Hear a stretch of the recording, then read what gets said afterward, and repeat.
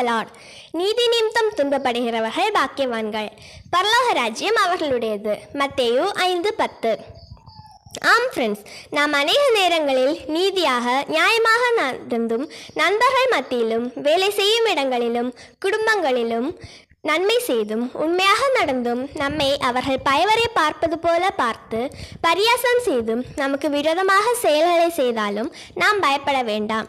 ஏனென்றால் தேவனாகிய கர்த்தர் சொல்கிறார், நாம் பாக்கியவான்கள், நாம் கவலைப்படக்கூடாது, நாம் தொடர்ந்து நீதியாக நியாயமாக நன்மை செய்வோம். நமக்கு நிச்சயம் தேவன் பதில் தருவார். பரலோக ராஜ்யமே நமக்கு கொடுப்பார்.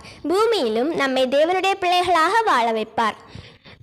நாம் படும் துன்பங்களுக்கெல்லாம் தேவன் பூமியிலும் நமக்கு இன்று முதல் ஆசீர்வாதங்களை கட்டளையிடுவாராக.